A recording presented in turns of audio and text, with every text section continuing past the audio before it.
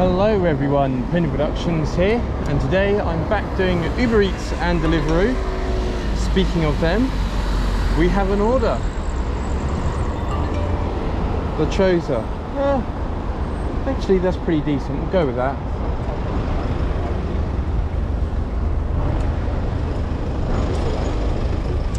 Cheers.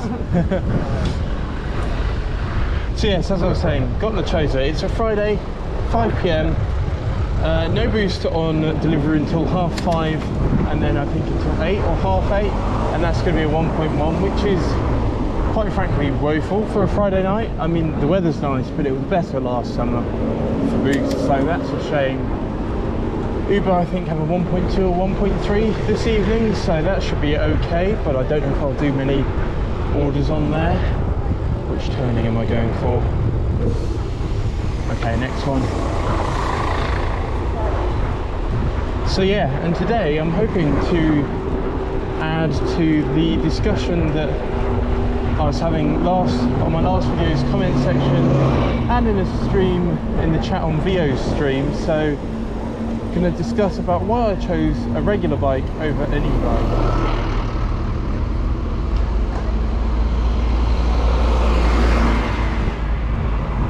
And whether you can actually make money this way on the gig economy, because I say that you can, but others say otherwise. So with all that out of the way, let's go pick up our first order. So order collected, and we're heading to some of the student accommodation on Mears Road, so decent length. Currently 5, not 8. Don't know what I'm thinking about. And yeah, shouldn't be too long to do this one. 7, 6, 5, 4, 3, 2, 1. You'll never have the sacred stone. Otis, you crazy mother.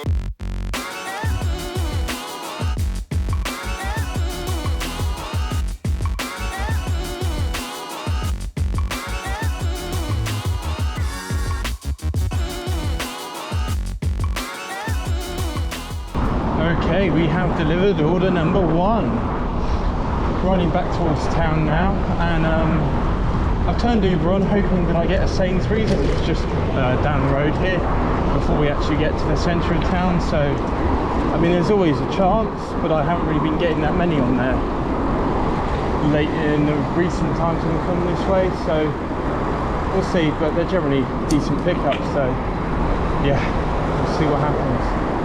Oh, when everybody's parking on Coombe Terrace in the bike lane again. Thank you to the Blue Ford Fiesta, oh they're moving, and the Grey Mondeo. If you follow me on Twitter, you'll know I've ranted about that a few times and pointed out people parking there. So I'm just going to point it out again on this video because it annoys me.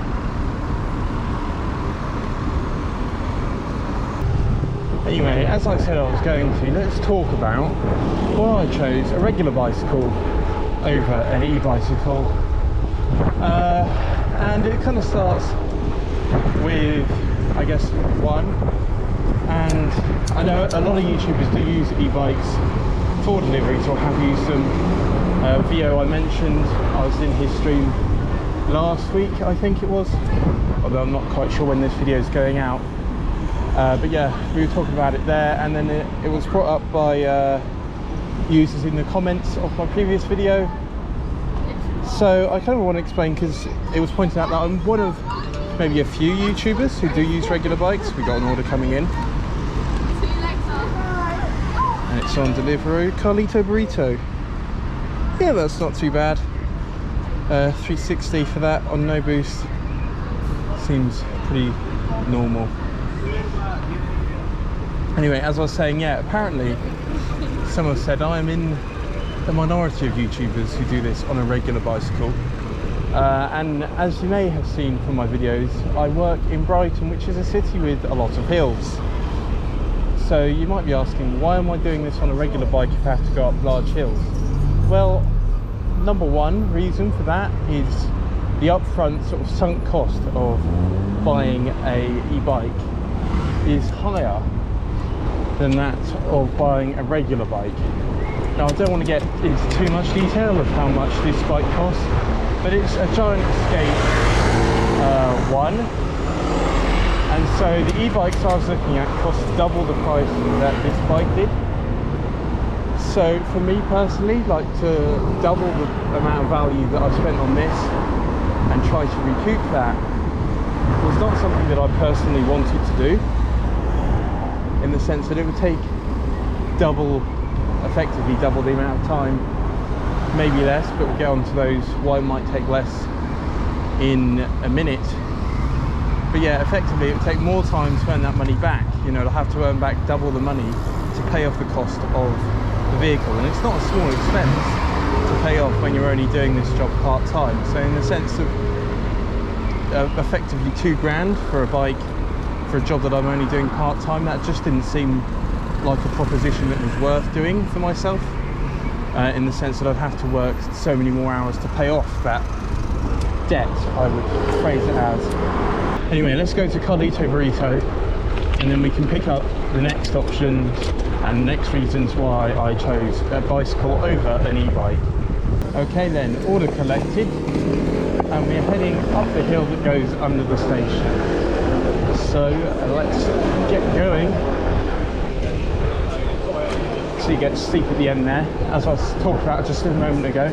There are hills, but after some practice you do kind of take them in your stride, so yeah.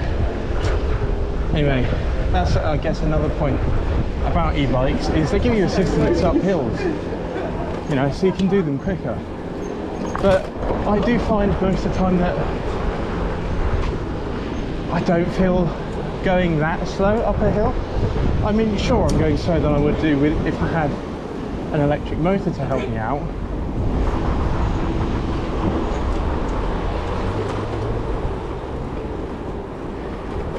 And I don't feel like I need an electric motor to actually get up these hills. Maybe bare road, but I think that's about it. Okay, we've done all the hill climbing that we're going to do on this journey, so now it's a bit of a downhill to the drop-off, which we're getting close to.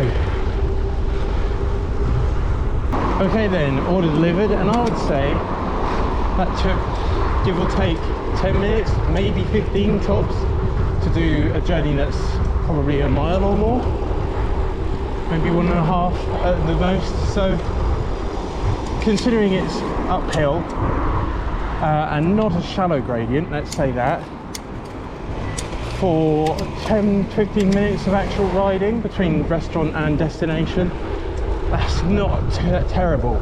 So you can see why under those circumstances, sure, I might go down to 8, maybe 7 minutes with an e-bike, but that's not a huge amount of time saving in my opinion. Now for you, you might be finding that you climb hills differently, or perhaps you find, as to be honest, I haven't ridden an e-bike, but you might find that actually it delivers a better time saving to you, or a better percentage, then obviously go with the e-bike. But for myself personally, I don't feel like it would deliver enough benefit in terms of time savings to actually warrant the upfront cost of ownership. And sure, there are cheaper e-bikes, but if you're using it as a work vehicle, you do want something reliable. And also, to be clarified, I was shopping for the mid-drive models rather than the hub motor models, because I assume there would be less wear on a mid-drive than something that's in your wheel that receives a lot of forces on it, especially the rear wheel. All your weight is on that, so that was my assumption anyway then. I could be completely wrong, and if anybody does know better about the pros and cons of each, let me know. But that was part of my reasoning anyway for going for some of the more expensive models, is that hoping that it's more reliable, but also looking for the mid-drives rather than the hubs. Anyway, we're closer towards town now, and we're on to the 1.1 boost on Deliveroo finally. It's about 10 to 6, so hopefully we don't have to wait too long for orders, but considering the boost has just started, it might be a bit quiet because everybody's coming out. Oh, McDonald's Churchill Square. We'll accept it for now since it's on a 1.3 and we're only around the corner. And then if I get a better offer on Deliveroo, I'll go do that. Sainsbury's. Oh, but it's going to Whitehall.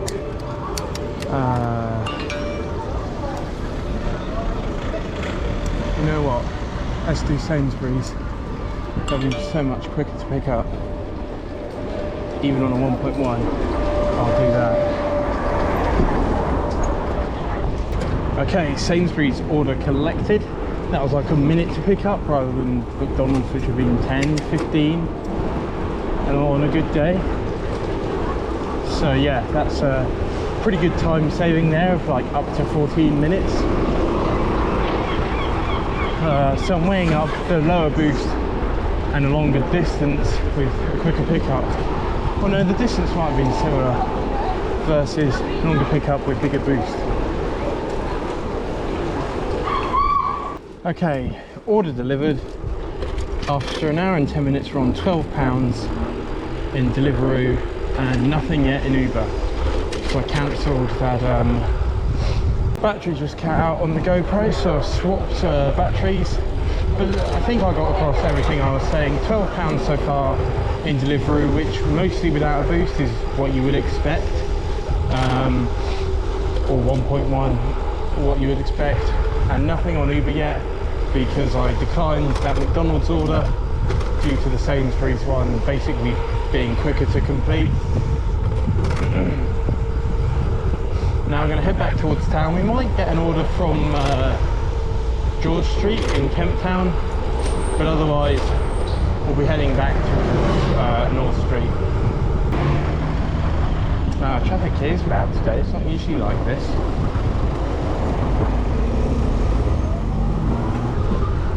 McDonald's London Road. You're having a laugh. All the way out there as well. No, I'm not waiting around for that.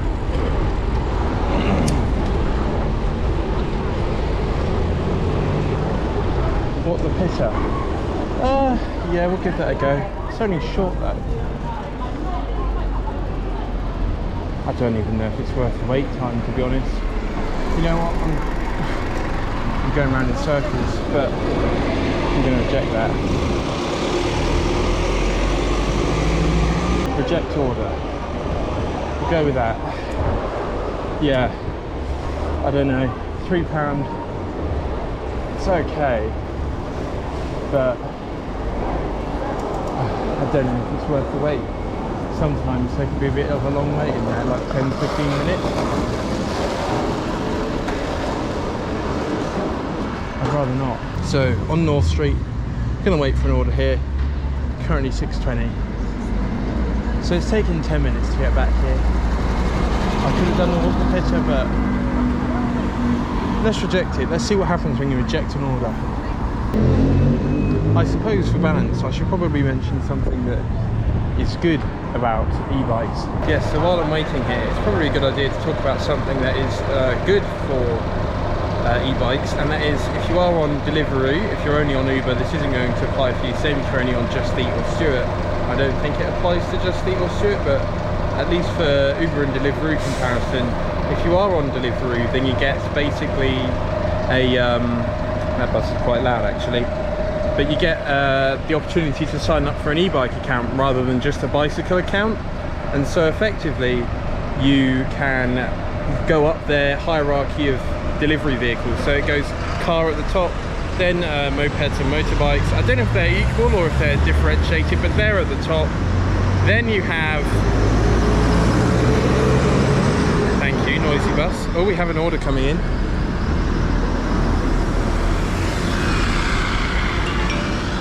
Oh, a Courier. Yeah, we'll do that. Turn Uber off while we're doing a Deliveroo order.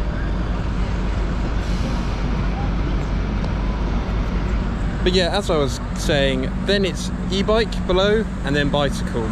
So effectively, if you have an e-bike, you go up the chain in terms of getting more orders. And so there is a chance that you'll be waiting around less often.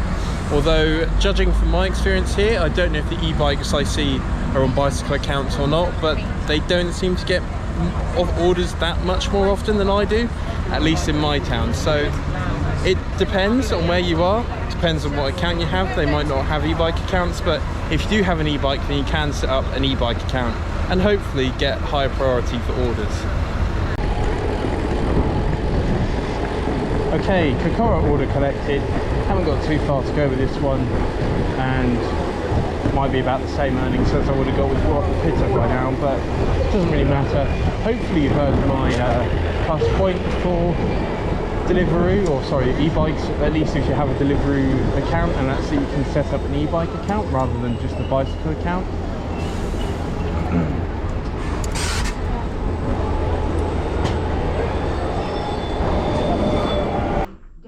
Well, that's the Courier order delivered. I don't know where to look. Do I look there or do I look down at the lens? I'm not sure. But yeah, that's the Courier order delivered. So yeah, let's head out back towards town. Hopefully it didn't take too long to get another order.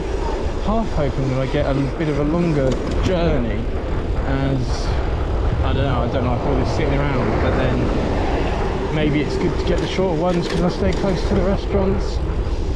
I'm like half and half about it really. So back to the discussion on e-bikes. Another reason why I didn't choose one is because, at least for the UK, I know regulation is different everywhere. I think it might be the same in the EU. I know it's not the same in the US. But effectively, all e-bikes are limited to pedal assist, at least the legal ones, pedal assist. So that means they only give you any power when you pedal, so no throttle. And that speed is limited to about 14.5 miles an hour. So when you are on the flat areas, that's not an incredibly difficult speed to achieve, I would say, if you're riding often. You know, some people have different physical ability, so you know that's going to have more of an impact on whether it is going to help you more or not.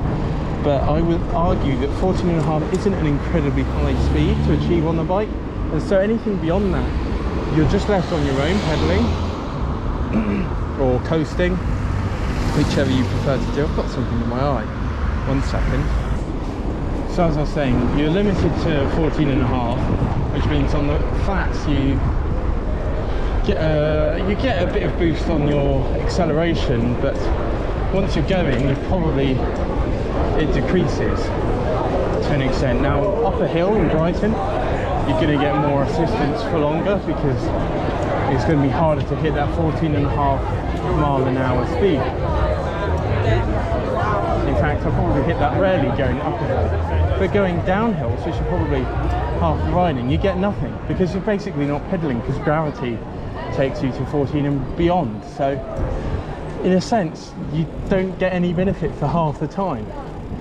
And the half the time that you do get it, you do get it significantly.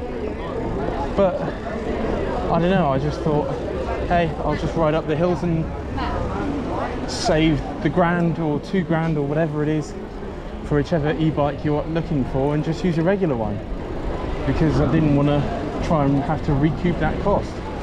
Now there are ways of getting around that, potentially dropping off your orders faster with the boost from the motor, or being higher up the chain on Deliveroo.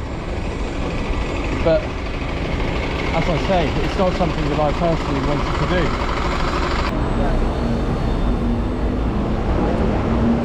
You also wouldn't be getting any benefit from an electric motor here, stuck in traffic behind buses.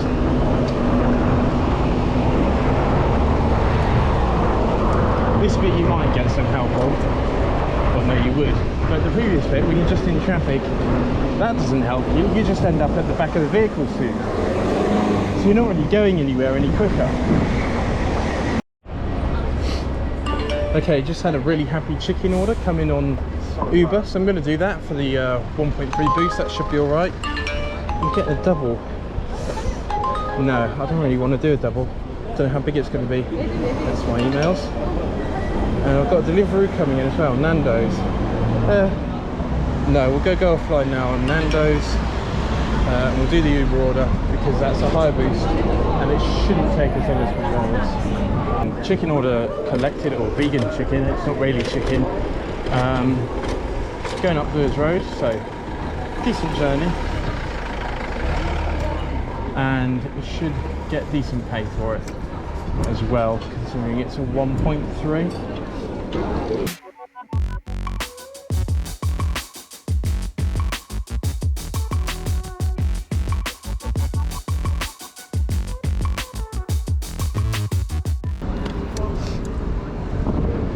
So Uber completed 4.52 for that, so could have done that quicker than the Nando's. The Nando's would have paid a bit more, but probably would have taken a bit longer. Let me see what we're on Deliveroo, because it's now 7 p.m. Right, so we're on £20 in 2 hours. So considering the boost is pretty low on Deliveroo, which is where I've spent most of my time, that could be worse. I'll be perfectly honest, that could be worse.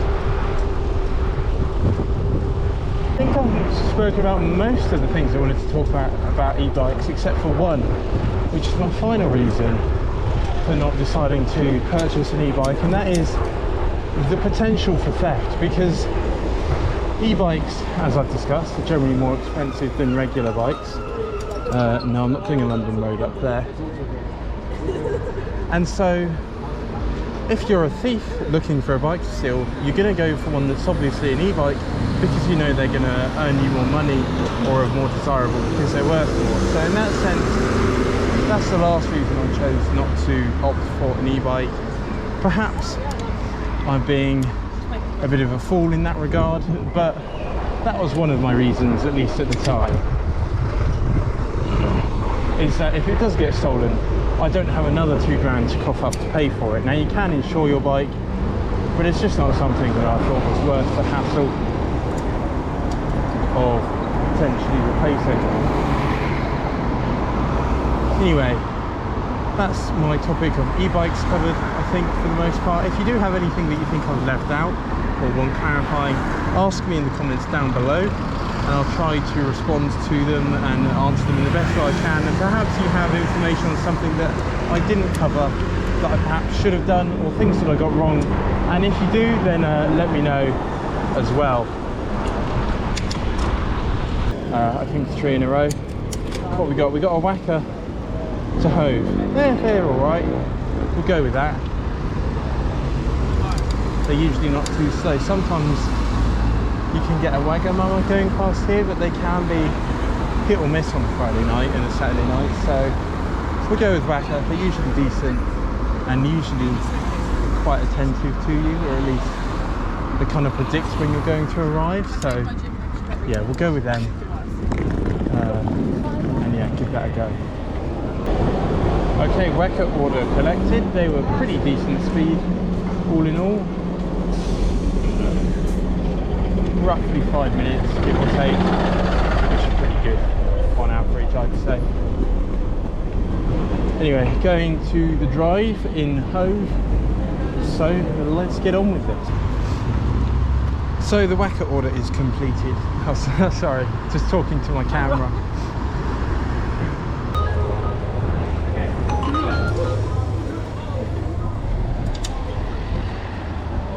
Okay, we got an order from Nayeb, which is just here, so that's good, and the whacker order was delivered. As I'm narrating, the two people in front of me looked back at me, which was quite amusing, but I thought I'll leave it and narrate later. So this is my narration now, and we're connecting it from Nayeb. Hopefully they're quick today. Keeps us local, doesn't mean we have to go traipsing all the way back to Brighton for an order. Okay, Nayeb order collected. I'm assuming I'm pronouncing that right. I actually have no idea. But they had it ready when I arrived, so that was good. And yeah, not too far to the drop-off, maybe half a mile. So order delivered, and £3 for that, so we're up to £7.52 in Uber Eats now. I'm going to do 1, maybe 2 more orders. We'll see how it goes, depending which direction they're going really, and where I pick them up from. But yeah, we'll see how it goes. Oh, Singapore kitchen.